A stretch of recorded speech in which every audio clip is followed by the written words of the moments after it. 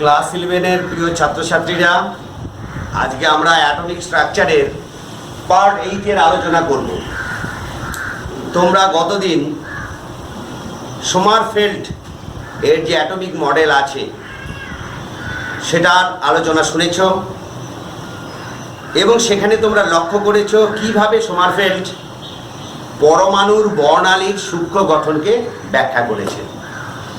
এবার এই সোমারফেল্ডের যে মডেল আছে তারও কিন্তু প্রচুর ত্রুটি রয়েছে। এবার এই ত্রুটিগুলো সৃষ্টি হওয়ার মূল কারণ বোরের ত্রুটিগুলো সৃষ্টি হওয়ার মূল কারণের মতোই। কেন আমি কথা বলছি? কারণ হচ্ছে বিজ্ঞানী বোর ইলেকট্রনকে একটা কণা রূপে কল্পনা করেছেন এবং তার তরঙ্গ সত্তাকে তিনি উপেক্ষা করেছেন। সিমিলারলি সোমারফেল্ডও তাই।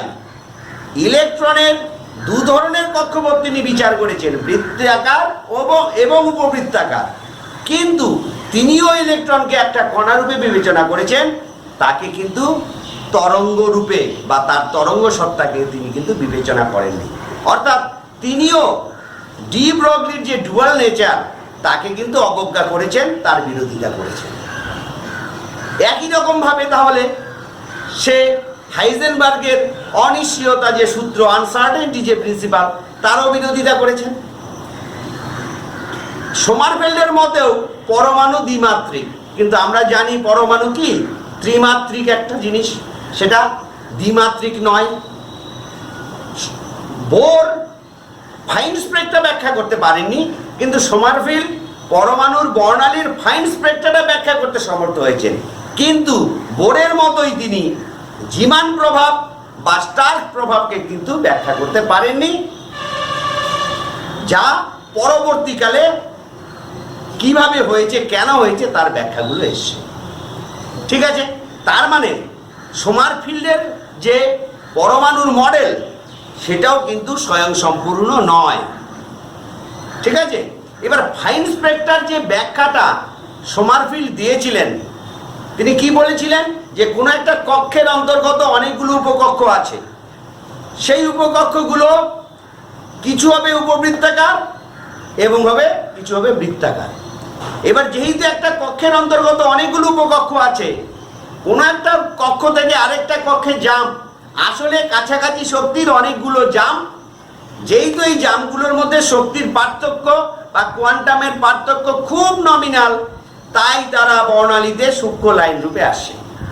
কিন্তু বিজ্ঞানী আইনস্টাইন এই ব্যাখ্যাটাকে, ফাইন স্পেক্ট্রার ব্যাখ্যাটাকে একটু অন্যভাবে করেছেন, যেটা আমি বোর্ডে তোমাদের জন্য লিখে দিয়েছি। এইবার এই বিষয়টা কি তোমরা বোর্ডটা একটু লক্ষ্য করো এবং আমার কথাটা মন দিয়ে শোনো। তোমরা তো জানোই উপবৃত্তাকার পথে যখন ইলেকট্রনটা নিউক্লিয়াসকে ঘিরে আবর্তন করে, তখন ওই উপবৃত্তাকার কক্ষের কোনো একটা নাভিতে বা ফোকাসে নিউক্লিয়াসটা থাকে। তার মানে ইলেকট্রনটা নিউক্লিয়াস থেকে কিন্তু সর্বদা সমদূরত্বে থাকে না। ঠিক আছে, এবার কখনো সেটা নিউক্লিয়াস থেকে দূরবর্তী হয়, কখনো আবার নিউক্লিয়াসের কাছে চলে আসে। এবার যখন সেটা নিউক্লিয়াসের কাছে আসে তখন ইলেকট্রনের গতিবেগ বৃদ্ধি পায়। ইলেকট্রনের গতিবেগটা আলোর গতিবেগের তুল্য হলেই কিন্তু এরকম ঘটনাটা ঘটবে। ইলেকট্রনের গতিবেগ যদি খুব কম হতো তাহলে কিন্তু এই ঘটনাটা ঘটতো না। আইনস্টাইন ধরে নিয়েছেন ইলেকট্রনের গতিবেগটা কি আলোর গতিবেগের তুল্য। তাহলে যখন সে উপবৃত্তাকার কক্ষপথে ঘুরছে তখন তার পজিশন চেঞ্জ হওয়ার সঙ্গে সঙ্গে তার কিন্তু গতিবেগের পরিবর্তন হচ্ছে, অর্থাৎ তার গতিশক্তিরও পরিবর্তন হচ্ছে। বুঝতে পারলে কথাটা? আর গতিবেগের এই পরিবর্তনের সঙ্গে সঙ্গে ইলেকট্রনের ভরেরও কিন্তু হ্রাস বৃদ্ধি ঘটছে।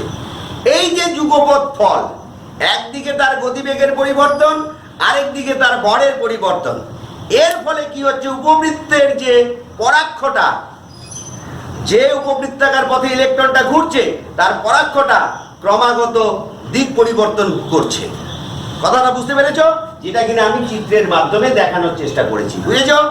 পরাক্ষটা তাহলে কি করছে, ক্রমাগত দিক পরিবর্তন করছে।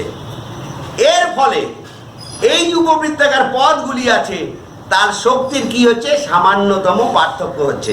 একটা উপবৃত্তাকার পথের সঙ্গে আরেকটা উপবৃত্তাকার পথের শক্তির খুব সামান্য পার্থক্য ঘটছে। বুঝতে পেরেছ? একেই বলা হচ্ছে, দেখো লিখেছি, precessional motion of the electronic orbit. একেই বলা হচ্ছে বিজ্ঞানী আইনস্টাইনের ভাষায়, তার আপেক্ষিকতাবাদ তত্ত্বানুসারে একেই বলা হচ্ছে precessional motion of the electronic orbit.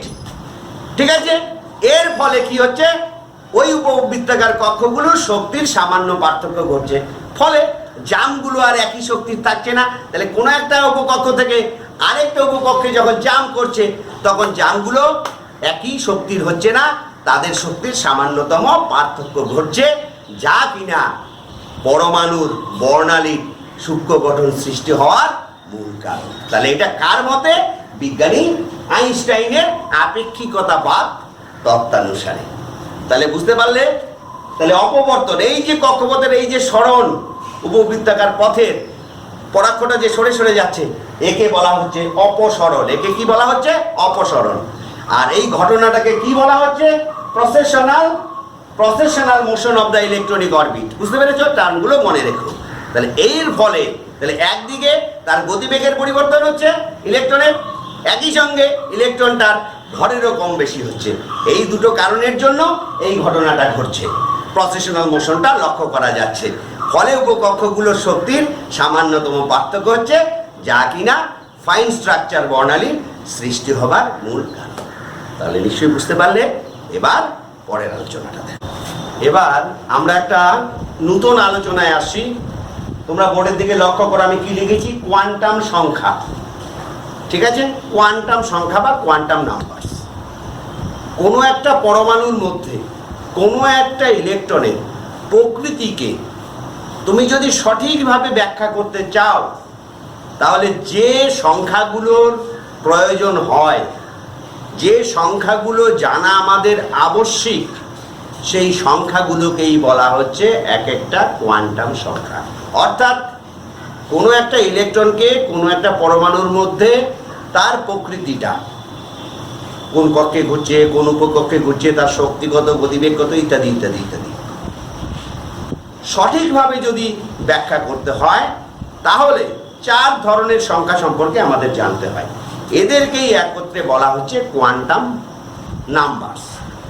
কারা কারা সেটা? 1 নাম্বার 2 নাম্বার সম্পর্কে তোমাদের ধারণা অলরেডি কিছুটা হয়ে গেছে, কারণ বোরের তত্ত্বে ও সোমারফিল্ডের তত্ত্বে আমি কিন্তু এগুলোর অবতারণা করেছিলাম অলরেডি।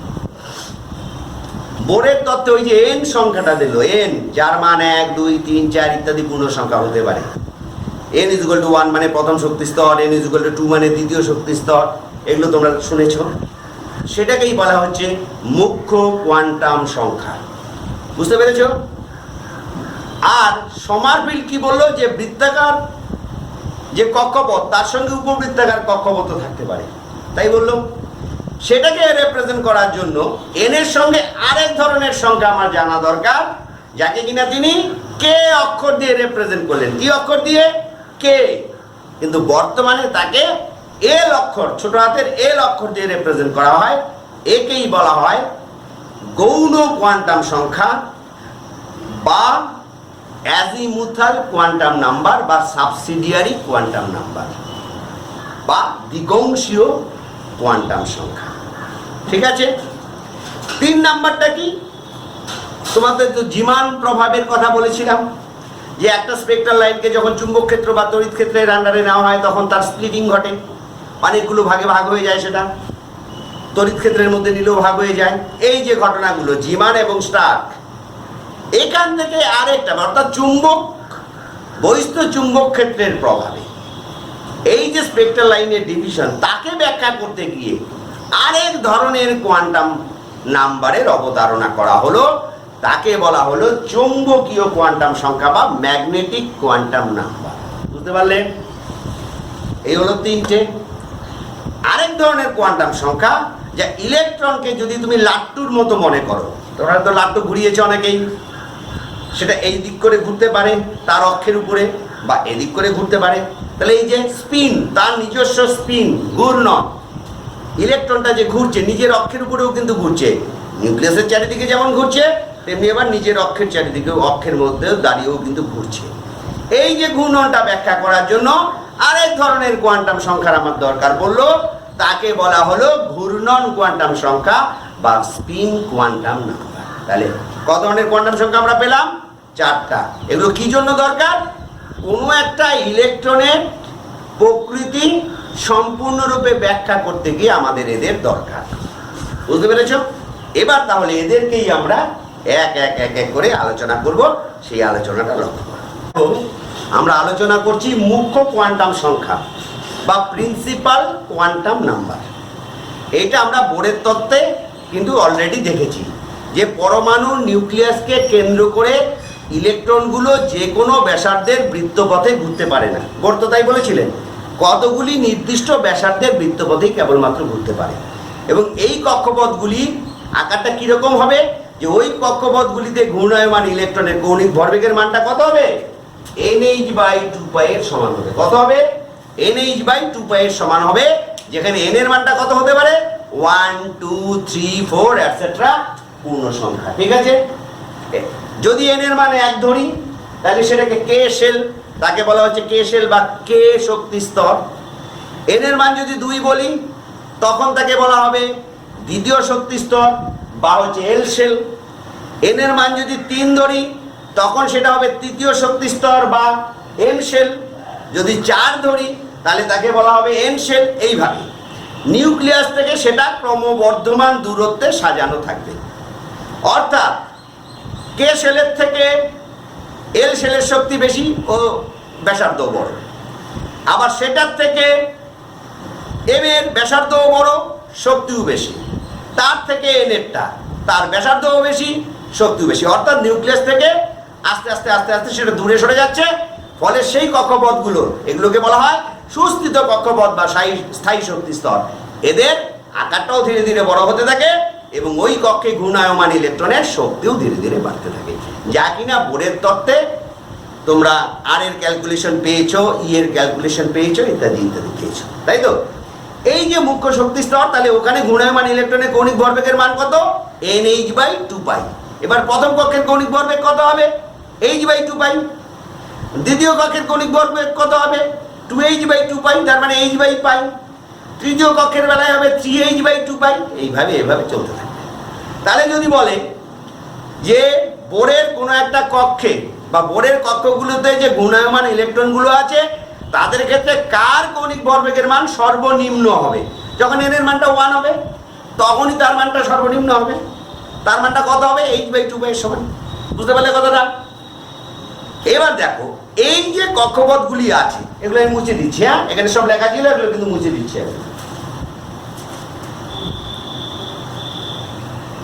এই যে মুখ্য শক্তি স্তরগুলো আছে তাদের মধ্যে কোথায় কয়টা ইলেকট্রন থাকতে পারে, ঠিক আছে? সেই সূত্রটাকে বলা হচ্ছে 2n²।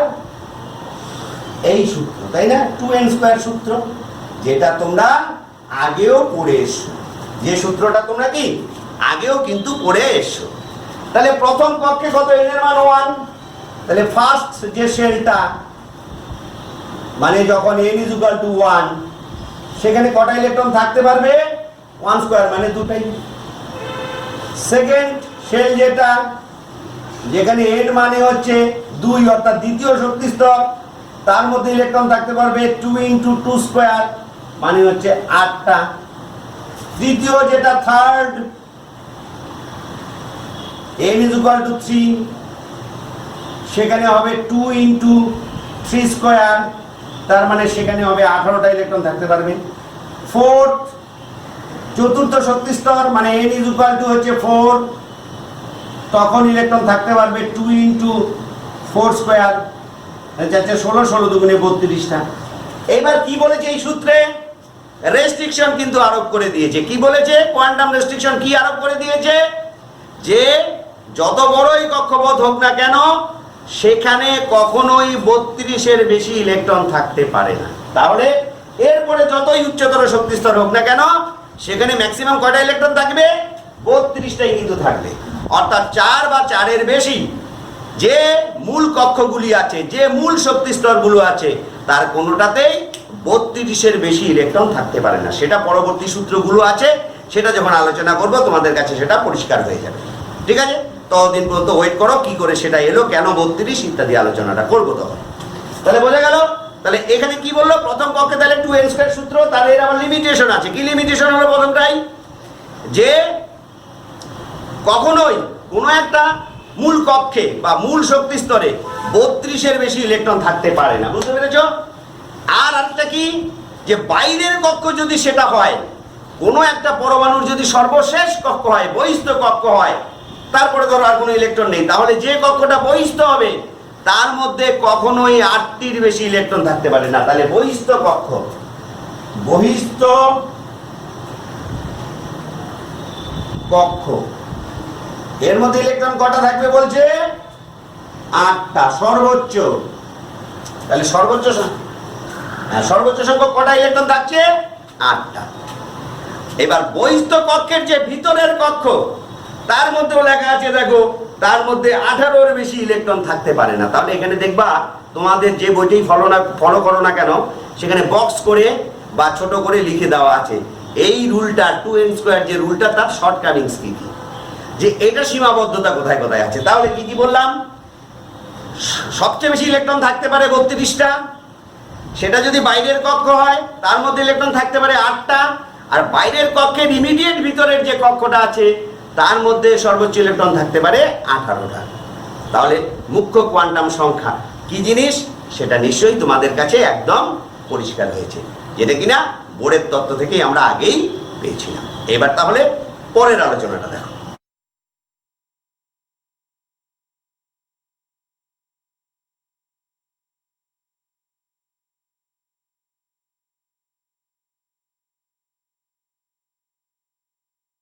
অ্যাজিমুথাল কোয়ান্টাম নাম্বার বা গৌণ কোয়ান্টাম সংখ্যা বা দ্বিগংশীয় কোয়ান্টাম সংখ্যা। এবার দেখো এটা কি জিনিস। বোরের তত্ত্ব পরমাণুর বর্ণালীর ফাইন স্পেকট্রাম ব্যাখ্যা করতে পারলো না। ব্যাখ্যাটা কে করলেন? সোমারফেল্ড করলেন। তার জন্য তিনি আরেকটা কোয়ান্টাম সংখ্যার অবধারণা করলেন, তাকে বলা হলো কে। সেই কেটাকেই আমরা বর্তমানে এল রূপে লিখছি। তখন তিনি বলেছিলেন এন এর মান যা হয় কে এর মান ঠিক ততগুলোই হয়। এন এর মান যদি 2 হয় কে এর মান দুটোই হবে। কি কি? K is equal to 1, K is equal to 2। কিন্তু এক্ষেত্রে একটু পরিবর্তন আছে। কি পরিবর্তন? এল এর মান যা হবে এল এর মান ততগুলোই হবে, কিন্তু সেটা হবে 0 থেকে n-1 অবধি। দেখো লিখে দিয়েছি আমি 0 to n-1 অবধি। তাহলে n এর মান যা হবে কে এর মান হবে 0 থেকে n-1 অবধি। এবার দেখো সেই উপকক্ষগুলো, এগুলোকে বলা হচ্ছে উপশক্তি স্তর। এল এর মান দ্বারা তাহলে আমি কি বুঝবো? কোন কক্ষের অন্তর্গত বা মুখ্য কক্ষের অন্তর্গত উপশক্তি স্তরগুলোকে প্রকাশ করার জন্য এই এল যে কোয়ান্টাম সংখ্যা সেটাকে ব্যবহার করা হচ্ছে। তাহলে উপশক্তি স্তরগুলোকে ব্যাখ্যা করার জন্য। ঠিক আছে, এবার দেখো এর আকারটা কেমন হবে সেটা এন ও এল এর মানের উপর নির্ভর করবে। সেটা এন এবং এল এর মানের উপর নির্ভর করবে যে আকার ও আকৃতিটা কেমন হবে। এবার দেখো এন এর মান যদি 1 হয় তাহলে এল এর মান কত হবে? কি বললাম আমি? এল এর মান হবে 0 to n-1। তাহলে এন এর মান 1 হলে এল এর মান 0ই হবে, আর কোনো মান সম্ভব নয়। তাহলে এই ক্ষেত্রে এন এর মান 1, এল এর মান 0। তাহলে এই ধরনের উপকক্ষকে বলা হচ্ছে এস উপকক্ষ। যেহেতু এটা প্রথম কক্ষের অন্তর্গত তাই এটাকে বলা হচ্ছে 1s। এটা হচ্ছে গোলীয় দেখতে। এটা দেখতে কিরকম? গোলীয়। তোমরা এইভাবে এটাকে ভাবতে পারো, মোটা চামড়ার ফুটবল একটা। ওই মোটা চামড়ার অংশটা কি? যেখানে ইলেকট্রন পাওয়ার সম্ভাবনা সবচেয়ে বেশি। বুঝতে পেরেছ? একটা কল্পনা করো মোটা চামড়ার বল। ওই মোটা চামড়ার অংশটা কি? যে অংশে ইলেকট্রন পাওয়ার সম্ভাবনা বেশি। তার উপর দিয়ে কি থাকবে? 2s।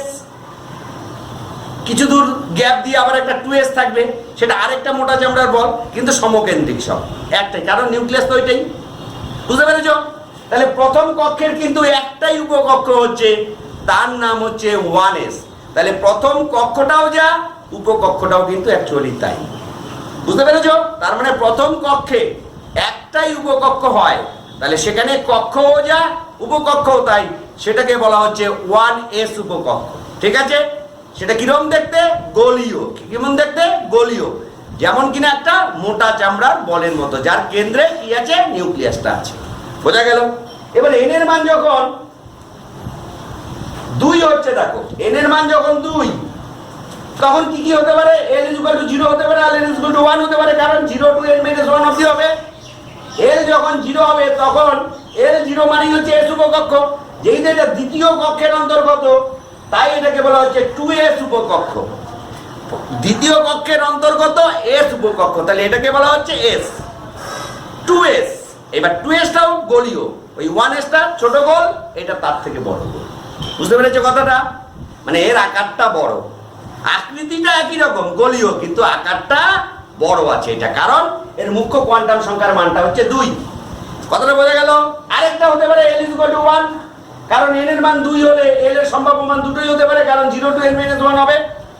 1 হলে তাকে বলা হয় p উপকক্ষ। তাহলে দেখো 1 এর আন্ডারে কিন্তু l = যখন 1 ছিল তখন কিন্তু p ছিল না, তাহলে দ্বিতীয় কক্ষের আন্ডারে দুটো উপকক্ষ আসছে, একটা হচ্ছে 2s, একটা আসছে 2p।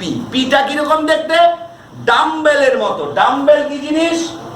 দুটো বেলুনকে তোমরা যদি এইভাবে ধরো তখন বলা হবে ডাম্বেল। এখানে নিউক্লিয়াসটা আছে, মোটা চামড়ার দুটো বেলুন এইভাবে আছে, মোটা চামড়ার দুটো বেলুন। বুঝতে পেরেছো? দুদিক থেকে যদি ধরো মাঝখানে, তাহলে যেমন হবে দেখতে সেরকম হচ্ছে পি।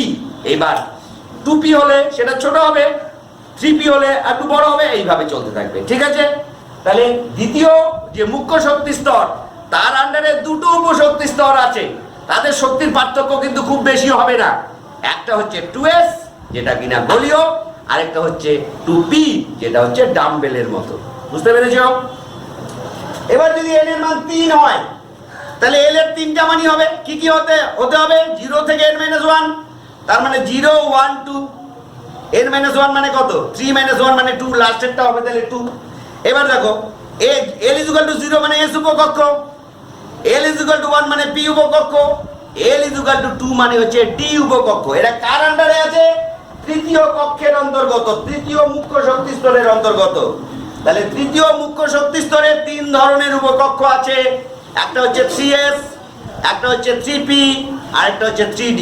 এবার d এর আকার অনেক রকমের হতে পারে, সেই আলোচনা আমি পরে করব। 5 রকমের হতে পারে, সেই আলোচনাটা আমি পরে করব। ঠিক আছে? জেনে রাখো শুধু d এর আন্ডারে d উপকক্ষটা যেটা আছে সেটা আবার 5 রকম ভাবে হতে পারে। ঠিক আছে? কিন্তু সেটা অনেক রকমের হয়, সেই আলোচনাটা পরে আসে। আচ্ছা, তাহলে d এর d উপকক্ষ, তাহলে দেখা গেল তৃতীয় যে মুখ্য শক্তি স্তর তার আন্ডারে উপকক্ষ 3 রকমের থাকতে পারে। কি কি? l = যখন 0 তখন তাকে বলা হচ্ছে 3s, l = যখন 1 তখন তাকে বলা হচ্ছে 3p, l = যখন 2 তখন তাকে বলা হচ্ছে 3d। এবার 4 নাম্বার যে উপকক্ষ, 4 নাম্বার যে মূল কক্ষ l = 4, চতুর্থ মুখ্য কোয়ান্টাম স্তর, তার আন্ডারে তাহলে n এর মান কয়টা? l এর মান কয়টা হবে? 4টাই হবে, 0 1 2 3। তাহলে 0 হলে সেটা s, তার মানে ওটা 4s, 1 হলে সেটা p, তার মানে ওটা 4p, l = 2 মানে হলে সেটা d, যেহেতু চতুর্থ মুখ্য স্তরের অন্তর্গত তাহলে ওকে বলা হচ্ছে 4d। আরেকটা আসে l = 3, তাকে বলা হচ্ছে f উপকক্ষ। এখানে যেহেতু 4 নাম্বার মুখ্য স্তরে আছে এর জন্য একে বলা হচ্ছে 4f। ঠিক আছে? f এর আবার অনেক রকম গঠন হয়, সেই গঠনগুলো এখনো পুরোপুরি এস্টাবলিশড হয়নি, কিছু কিছু তথ্য আমরা পেয়েছি, সেই আলোচনা যেদিন করব সেই আলোচনাটা আমি সেদিনকে রাখবো সেটা। ঠিক আছে? তাহলে এ হলো। তাহলে দেখো এইবার তোমরা যদি 5 নাম্বারটা ধরো, এইবার আমি এটা মুছে দিচ্ছি।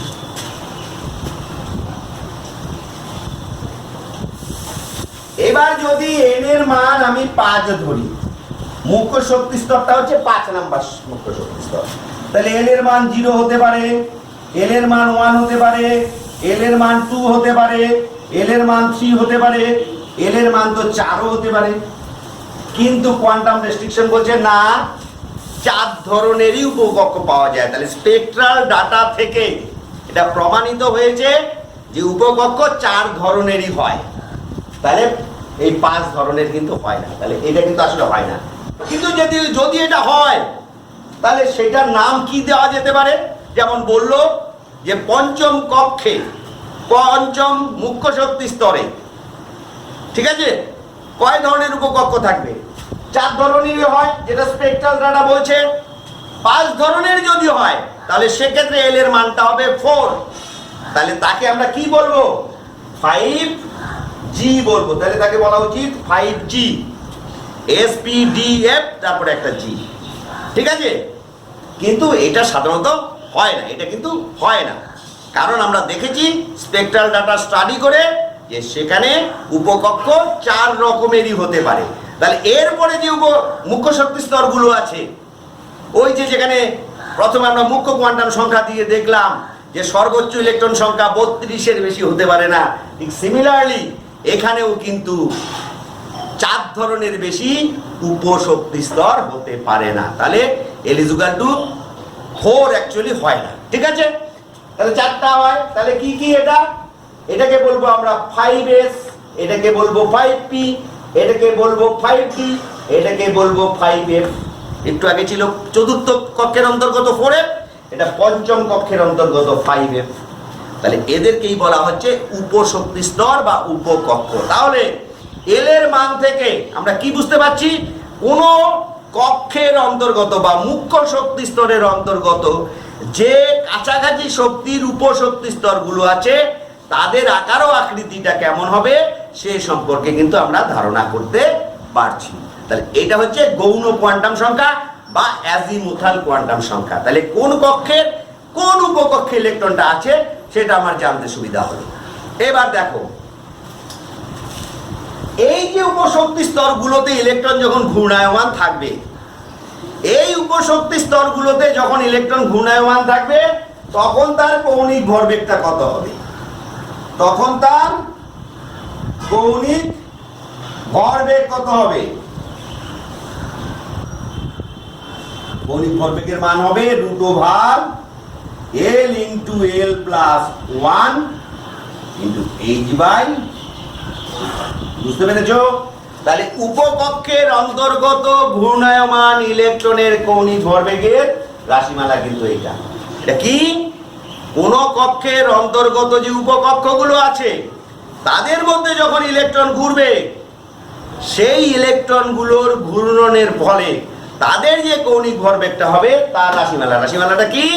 √L × L + 1 × h/2। মনে থাকবে কথাটা? এবার দেখো, এখান থেকেও কিন্তু কোনো একটা উপকক্ষে কয়টা ইলেকট্রন থাকতে পারে সেটা কিন্তু আমরা জানতে পারি। সূত্রটা কি? ইলেকট্রন সংখ্যা উপকক্ষে, কোনো একটা উপকক্ষে সর্বোচ্চ ইলেকট্রন সংখ্যা, এখানে সর্বোচ্চ কথাটা লিখে দিই কারণ কম কিন্তু সব সময় থাকতে পারে। কোন উপকক্ষে সর্বোচ্চ ইলেকট্রন ধারণ ক্ষমতা বা সংখ্যা, সূত্রটা কি? 12 + 1 কিন্তু হচ্ছে 2। বুঝতে পেরেছো? আচ্ছা, যেটা এস উপকক্ষ তার জন্য তোমরা জানো 2 × 2 L এর মান কত? 0। তাহলে প্লাস হচ্ছে 1, তাহলে 2টা। তাহলে দেখো এস উপকক্ষে কয়টা ইলেকট্রন থাকতে পারে? 2টাই।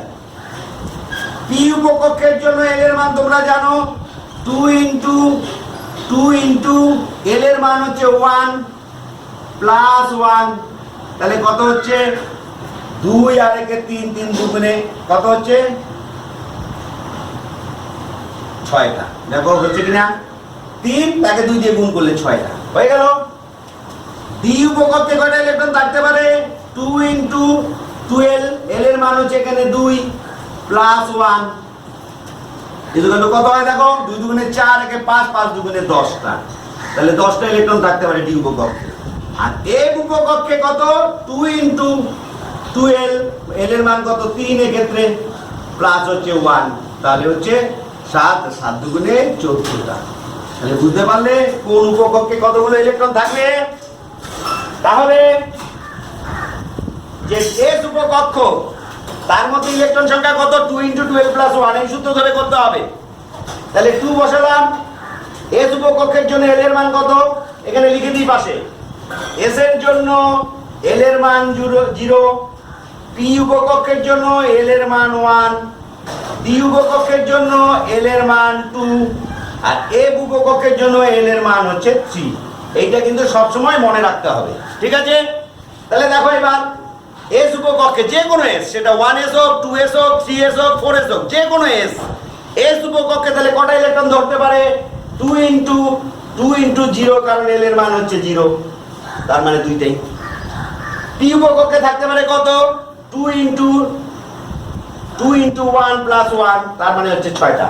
তাহলে পি উপকক্ষে যে কোনো পিতেই 6টা করে ইলেকট্রন থাকতে পারে। ডি উপকক্ষে কটা থাকতে পারে দেখো, এল এর মান কত? 2, তাহলে 2 দিয়ে গুণ করলাম এখানে, তাহলে 2 দুগুণে 4, একে 5, 5 দুগুণে 10টা।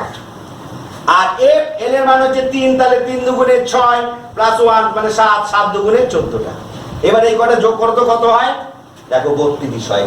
কারণ একটু আগেই ওই যে প্রথম মুখ্য কোয়ান্টাম সংখ্যার আলোচনায় বলা হয়েছিল যে কোনো একটা মুখ্য শক্তি স্তরে কখনোই 32-এর বেশি ইলেকট্রন থাকতে পারে না। এখন যদি তর্কের খাতিরে আমরা ধরি যে টি উপকক্ষ আছে, তাহলে সেক্ষেত্রে এল এর মানটা হবে কত? এল এর মানটা হবে 4। তাহলে তখন ইলেকট্রন সংখ্যা সর্বোচ্চ কত হবে? 2 ইন্টু 4 প্লাস 1, আর আগে 9 দুগুণে তাহলে কিন্তু 18টা বলতে। কিন্তু এইটা অ্যাকচুয়ালি হয় না, কারণ 32-এর বেশি তো ইলেকট্রন থাকতেই পারে না। ওই যে 2n স্কয়ার সূত্রের যে সীমাবদ্ধতা তার মধ্যে বলা ছিল, তাহলে বুঝতে পারলে। কিন্তু যদি তর্কের খাতিরে ধরে নাও তাহলে কিন্তু এরকম হবে, বুঝতে পেরেছো? তাহলে এটা বোঝা গেল। তাহলে এই আলোচনাটা তাহলে এখানে থাকলো। এবার পরের আলোচনাটা করব। সীমান প্রভাব সম্পর্কে আলোচনা করেছিলাম যে যখন বর্ণালী রেখাগুলোকে চুম্বক ক্ষেত্রের অধীনে নেওয়া হয় তখন স্পেকট্রাল লাইনগুলো কি সাবডিভিশন ঘটে যায়, আবার বিভাজন ঘটে। ঠিক আছে, এগুলো আসলে কি? আসলে কোনো একটা উপকক্ষ আবার কতগুলো ছোট ছোট ইলেকট্রন থাকার জায়গা নিয়ে তৈরি, তাদেরকেই বলা হচ্ছে কক্ষক। চুম্বক ক্ষেত্র বা তড়িৎ ক্ষেত্র যদি বাইরের থেকে প্রয়োগ করো তাহলে কোন উপকক্ষের অন্তর্গত যে কক্ষকগুলি, ইংরেজিতে বলা হচ্ছে অরবিটালস, তাদের ত্রিমাত্রিক বিন্যাস হয়ে যায়, অর্থাৎ ত্রিমাত্রিক শূন্যে তারা নির্দিষ্ট দিকে বিন্যস্ত হয়ে যায়। এই বিন্যাসগুলোকেই যে সংখ্যা দ্বারা প্রকাশ করা হয় তাকেই বলা হচ্ছে চুম্বকীয় কোয়ান্টাম সংখ্যা। চুম্বক ক্ষেত্রের সঙ্গে সম্পর্কিত জন্য একে চুম্বকীয় কোয়ান্টাম সংখ্যা বলছি। তাহলে চুম্বকীয় কোয়ান্টাম সংখ্যা কি? কোন উপকক্ষের কক্ষকগুলোর বহিস্থ চুম্বক ক্ষেত্রের প্রভাবে যে ত্রিমাত্রিক বিন্যাস পাওয়া যায় তাকে যে কোয়ান্টাম সংখ্যা দ্বারা রিপ্রেজেন্ট করা হয় তাকেই বলা হচ্ছে চুম্বকীয় কোয়ান্টাম সংখ্যা। বুঝতে পারলে? এবার দেখো, আমি এখানে একটা ডিভিশন দেখিয়েছি। এটা ধরো বহিস্থ চুম্বক ক্ষেত্র, তার অভিমুখটা কোনটা? এটা। এবার এই অভিমুখের সঙ্গে যারা বিন্যস্ত হবে তারা হবে পজিটিভ, আর এর বিপরীত দিকে যারা বিন্যস্ত হবে তারা হবে নেগেটিভ চিহ্নযুক্ত। বুঝেছো? এবার দেখো, যখন আমি এটা কি নিয়েছি, এল এর মানটা ধরো 2 নিয়েছি, এই যে এল এর মান 2, তার মানে কোন উপকক্ষ? ডি উপকক্ষ নিয়েছি। যে কোনো ডিএই কিন্তু কটা কক্ষক থাকতে পারে? কটা কক্ষক থাকতে পারে দেখো লিখে দিয়েছি, -2, -1, 0, +1, +2, তার মানে 5টা উপকক্ষ থাকতে পারে। কিন্তু তার মধ্যে এই যে দেখো প্লাসটা এখানে আছে, +2, +1, 0, -1, -2, এরা হচ্ছে চুম্বক ক্ষেত্র বহিস্থ চুম্বক ক্ষেত্রের দিকে অভিমুখ, আর এদের অভিমুখ হচ্ছে বহিস্থ চুম্বক ক্ষেত্রের বিপরীত দিকে। বুঝতে পেরেছো? তাহলে এমনি অবস্থায় এই 5টা উপকক্ষই কিন্তু একই শক্তির, তাদের কিন্তু শক্তির মধ্যে কোনো পার্থক্য থাকে না। তখন তাদের বলা হয় ডিজেনারেট অরবিটালস। তখন তাদের ডিজেনারেট অরবিটালস বলে। তাহলে যখন বহিস্থ তড়িৎ ক্ষেত্র বা চুম্বক ক্ষেত্র প্রয়োগ করা না হয় তখন কোনো একটা উপকক্ষের অন্তর্গত কক্ষকগুলোর বা অরবিটালগুলোর শক্তি অভিন্ন হয়, একই হয়। বুঝতে পেরেছো? তখন তাদেরকে বলা হচ্ছে সমশক্তি সম্পন্ন কক্ষক বা ডিজেনারেট অরবিটালস। কিন্তু যে মুহূর্তে তুমি বহিস্থ তড়িৎ ক্ষেত্র বা চুম্বক ক্ষেত্র প্রয়োগ করলে তারা ত্রিমাত্রিক শূন্যে বিন্যস্ত হয়ে যায় এবং তাদের শক্তিগুলো সামান্য করে পার্থক্য হয়ে যায়। বুঝতে পেরেছো? এটা যে কোয়ান্টাম সংখ্যা দ্বারা রিপ্রেজেন্ট করা হয় তাকেই বলা হচ্ছে চুম্বকীয় কোয়ান্টাম সংখ্যা। যেমন ডি উপকক্ষের ক্ষেত্রে আমি বিন্যাসটা দেখিয়েছি, বহিস্থ চুম্বক ক্ষেত্র প্রয়োগ করলে তারা 5 ভাবে বিন্যস্ত হয়ে গেল। ঠিক আছে, চুম্বক ক্ষেত্রের অভিমুখের সঙ্গে দুটো, বিপরীতে দুটো, আর একটা জিরো। ঠিক আছে, তাহলে তাদের বেলায় তাহলে উপকক্ষক, ওই উপকক্ষের অন্তর্গত কটা কক্ষক আছে? 5টা। সেটা কোন সূত্র দ্বারা নির্ণয় করা হয়? এই যে এই সূত্র। এম এর মান কি কি হবে? 12 + 1 সংখ্যক। তাহলে দেখো এখানে যদি এল এর মান 0 বসাও এস এর জন্য, তাহলে দেখো সেটা কটা হচ্ছে? 1টাই, একটাই হচ্ছে। তাহলে প্রথম কক্ষে একটি মাত্র কক্ষক থাকে, মানে এস উপকক্ষে কয়টা কক্ষক থাকতে পারে? একটি মাত্র। পি উপকক্ষের বেলায় দেখো এল এর মান 1, তাহলে 2 আর 1 এ 3, তাহলে 3টে উপকক্ষ থাকতে পারে। দেখো তাদের মানগুলো কি হবে? -L টু +L পর্যন্ত। তার মানে এল এর মান 1, তাহলে -1, 0 + 1, এক এক করে পরিবর্তন হবে কিন্তু। ঠিক আছে, -L টু +L। যখন ডি এর মানটা 2, তখন তাহলে কি কি হতে পারে? -2, -1, 0, +1, +2, তাহলে কটা মান হতে পারে? 5টা। এই সূত্র ফেলাও, এখানে যদি 2 বসাও তাহলে 2 দুগুণে 4, 1 এ 5, তাহলে 5টা কক্ষক হতে পারে। তাহলে ডি উপকক্ষের আন্ডারে কয়টা কক্ষক আছে? 5টা। এফ এর বেলায় দেখো 3, তাহলে 3 দুগুণে 6, আর 1 এ 7টা। তাহলে এফ উপকক্ষে কয়টা কক্ষক থাকতে পারে? 7টা। বুঝতে পেরেছো? আর যদি তর্কের খাতিরে জি ধরে নাও, সেই ক্ষেত্রে এল এর মানটা কত হবে? 4। তাহলে 4 দুগুণে 8, 1 এ 9, তার কক্ষক সংখ্যা হবে কিন্তু 9টা। বুঝতে পেরেছো? তাহলে এবার দেখো আমি এটাকে সাম আপ করছি। তাহলে এম এর মান, চুম্বকীয় কোয়ান্টাম সংখ্যাগুলোর মান কি হয়? -L টু +L পর্যন্ত। সেই এম এর মানগুলো কি কি? কি সূত্র থেকে কয়টা মান হবে? কোন সূত্র থেকে পাওয়া যায়? 12 + 1 সূত্র ধরে পাওয়া যায়। এই জন্য আমরা এস উপকক্ষের জন্য কি দেখলাম? এম এর মানগুলো হতে পারে শুধুমাত্র একটাই। তাহলে এস উপকক্ষের কক্ষক একটাই, তাহলে প্রথম কক্ষের যেটাই উপকক্ষ সেটাই আবার কিন্তু কক্ষক, কারণ ওটা গোলীয়, তার কোনো ত্রিমাত্রিক আলাদা বিন্যাস হবে না, কারণ ওটা সব দিক থেকে সুষম, আইডেন্টিক্যাল, অর কি বলবো আমি, প্রতিসম। এই জন্য এর কিন্তু আলাদা কোনো দ্বিমাত্রিক বিন্যাস হচ্ছে না, একটাই বিন্যাস হতে পারে তার, তাই তো?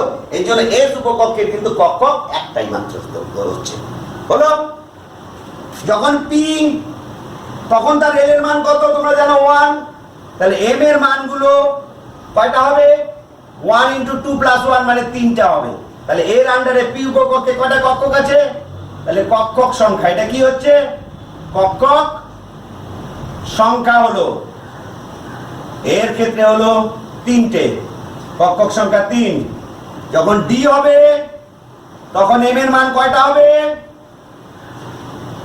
ডি এর জন্য কত? ডি এর জন্য হচ্ছে 2, তাহলে 2 দুগুণে 4, 1 এ 5টা, তাহলে 5টা হচ্ছে এর কক্ষক সংখ্যা। আর এম এর জন্য হচ্ছে, এম এর মান কয়টা হচ্ছে? 7টা, তার কারণ 3 দুগুণে 6, আর 1 এ 7। আর যদি তর্কের খাতিরে জি ধরে নাও, তাহলে সেটা হবে হচ্ছে 4 দুগুণে 8, 1 এ 9টা। কিন্তু এটা সাধারণত কিন্তু হয় না, স্পেকট্রাল ডাটা থেকে আমরা দেখেছি সেটা। ঠিক আছে, কারণ 32 এর বেশি ইলেকট্রন কিন্তু থাকতে পারে না। বুঝতে পেরেছো? তাহলে দেখো এখন ইলেকট্রন, দেখো এর কক্ষক কয়টা আছে? এবার ইলেকট্রন সংখ্যা, সর্বাধিক ইলেকট্রন সংখ্যার সূত্র একটু আগে আমরা করেছিলাম, 2 × 12 + 1, এটা আমরা করেছিলাম। ইলেকট্রন সংখ্যা, সর্বাধিক ইলেকট্রন সংখ্যা কোন একটা উপকক্ষে। এবার দেখো এল এর মান যখন 1 ধরবে বা 0 ধরবে বা 2 ধরবে, যখন 3 ধরবে, ইলেকট্রন সংখ্যা কিন্তু অটোমেটিক বেরিয়ে আসবে। বুঝতে পেরেছো?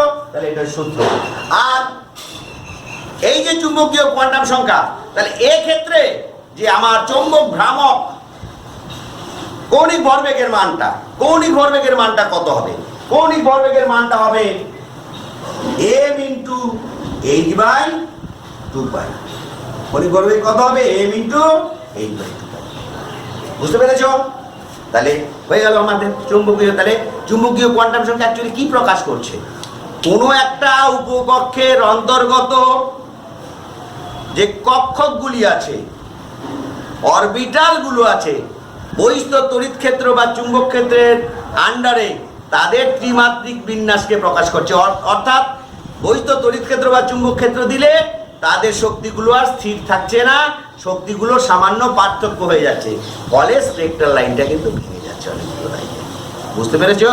এইটাই হচ্ছে জীবাণ প্রভাবের ব্যাখ্যা। তাহলে বুঝতে পারলে নিশ্চয়ই। এবার আরেকটা আমাদের কোয়ান্টাম সংখ্যা আছে, সেটা হচ্ছে স্পিন কোয়ান্টাম সংখ্যা। বাকি ঘূর্ণন কোয়ান্টাম সংখ্যা, স্পিন কোয়ান্টাম সংখ্যা বা ঘূর্ণন কোয়ান্টাম সংখ্যা।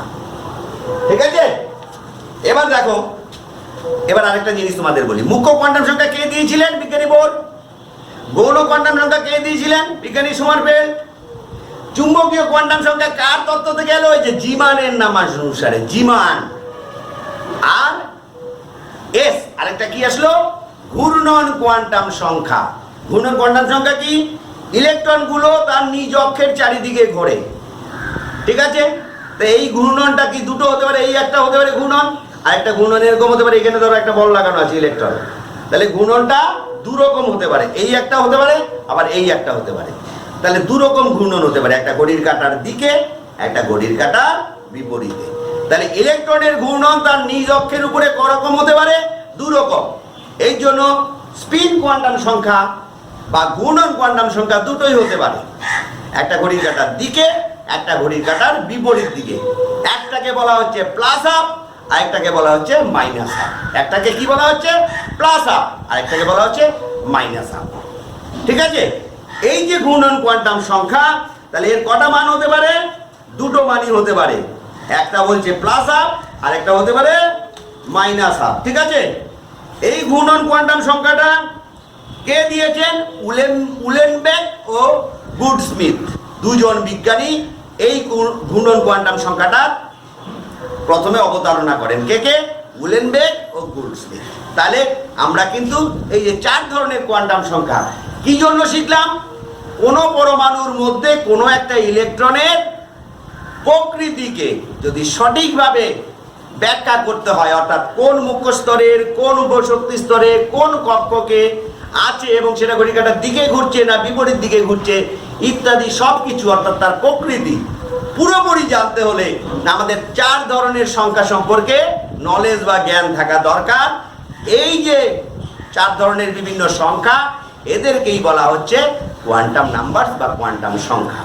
বুঝতে পেরেছ? এইবার গুণনের ফলে যে কৌণিক ভরবেগ হবে তার মানটা কত? √s into s plus 1 into হচ্ছে h/2। ঠিক আছে, মনে থাকবে? তাহলে আমরা এই যে চার ধরনের কোয়ান্টাম সংখ্যা সম্পর্কে কিন্তু বিস্তৃত আলোচনা করলাম। এখন পরীক্ষায় কিন্তু এত বড় বড় বড় বড় কোশ্চেন আসবে না। একবারে কোয়ান্টাম সংখ্যাগুলি লিখো বা অমুকটা সম্পর্কে লিখো, এরকম কোশ্চেন আসবে না। এর ভেতর থেকে ছোট ছোট ছোট ছোট প্রশ্ন আসবে। যেমন আসলো যে কোনো উপকক্ষে ঘূর্ণমান ইলেকট্রনের কৌণিক ভরবেগ কত? ওই যে লিখেছিলাম √l into n plus 1 into h/2। এবার যদি বলে পি উপকক্ষে ঘূর্ণায়মান ইলেকট্রনের কৌণিক ভরবেগ কত, তাহলে সেখানে √l ইন্টু l প্লাস 1 আছে, তাহলে l এর বদলে তোমার 1 বসাতে হবে। যদি বলে এফ কক্ষে ঘূর্ণায়মান ইলেকট্রনের কৌণিক ভরবেগ কত, সেখানে l এর বদল 3 বসাতে হবে। বুঝতে পেরেছো কথাটা? এইভাবে তাহলে সেগুলো বের করতে হবে। এবার কোন উপকক্ষে কটা ইলেকট্রন থাকতে পারে তার সূত্র কি? 2 ইন্টু 12 প্লাস 1। আবার কোন একটা উপকক্ষে কটা কক্ষক থাকতে পারে তার সূত্র কি? 12 প্লাস 1। সেই উপকক্ষগুলোর অন্তর্গত যে কক্ষকগুলি আছে, যে কোন উপকক্ষে যে কক্ষকগুলি আছে তাদের চুম্বকীয় কোয়ান্টাম সংখ্যাগুলির মান কি কি? -l টু +l পর্যন্ত। এগুলো তাহলে সব আলোচনায় কিন্তু তোমাদের সঙ্গে আমি করলাম। আশা করি তোমরা এই আলোচনাটা বুঝতে পেরেছো। ভিডিওটা কিন্তু খুব ভালো করে দেখবে। তারপরেও যদি তোমাদের কোনো রকম কোনো সন্দেহ থাকে আমার সঙ্গে যোগাযোগ করবে। আমি তোমাদের সেই ডাউটসগুলোকে যথাসম্ভব ক্লিয়ার করার চেষ্টা করব, সেগুলোকে তোমাদের ঠিকঠাক করে দেওয়ার চেষ্টা করব। ঠিক আছে, আজকে তাহলে আলোচনাটা এখানেই শেষ করছি। তোমরা অনেক ভালো থাকো, সুস্থ থাকো, সকলকে অনেক